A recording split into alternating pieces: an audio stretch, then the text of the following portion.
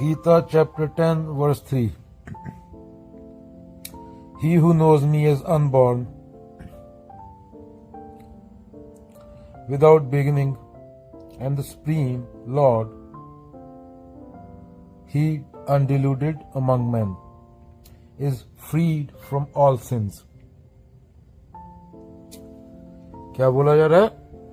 जो मनुष्य मुझे अजन्मा, अनादि और संपूर्ण लोगों का स्वामी जान लेता है, कृष्ण यहाँ अगेन चेतना है, सिर्फ देह वाले कृष्ण नहीं है, वो मोह रहित होकर सब प्रकार के पापों से मुक्त हो जाता है। जो मन में विचार आते हैं, जो प्रथाएं, जो ढकोसले पाल के रखे हैं तूने धर्म के नाम पे, जब एक को पूर्ण समर्पण हो गया तो ये सब कचरा पट्टी साफ हो जाएगा। क्या बोला जा रहा है? जानता है कि मैं ना तो जन्मा हूं, ना जिसका कोई आदि है, और जो संपूर्ण लोकों का अधिपति है, वही मनुष्य मोह रहित होकर सारे पापों से मुक्त होता है। अब देखो, तुम्हारी सारी बेचैनी, भ्रम, सारा जो भी विचार चल रहे हैं मन में, पाप एक ही गलती से उत्पन्न होते हैं। तुमने खुद को शरीर मान लिया, गलती है ये।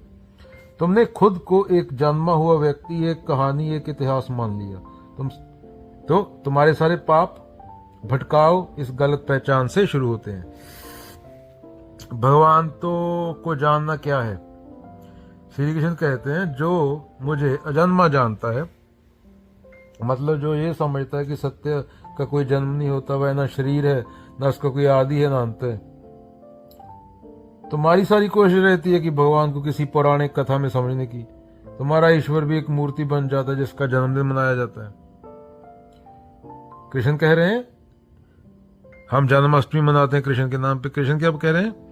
मैं अजन्मा हूं, मैं अनादि हूं। जिस दिन तुम ये समझते हो, वह दिन तुम्हारा नया जन्म होता है, असली जन्म होता है, वरना लाशें सब यहाँ पे घूम रही।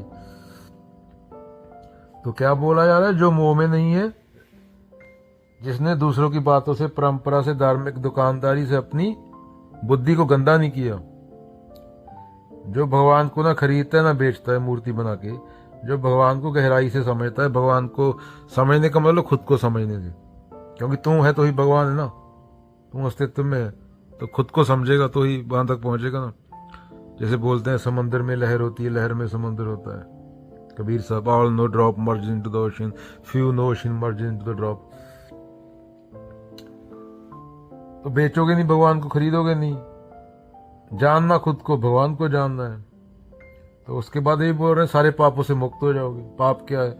जब तुमने अपने आप को छोटा, असहाय, मृत्यु से भय, ये मानते हो चीजें अपने दिमाग में, वही पाप है। अपने आप को कमजोर मानना।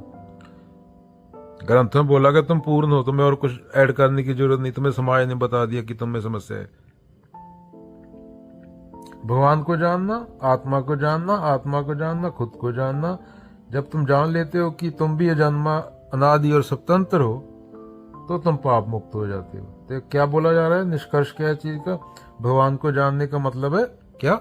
अपनी असली पहचान को जान लेना। और यह जानना कि कोई किताब पढ़ने या कथा सुनने से नहीं होगा। यह जानना होगा अपने भीतर उतर कर, अपने भ्रमों को जलाकर।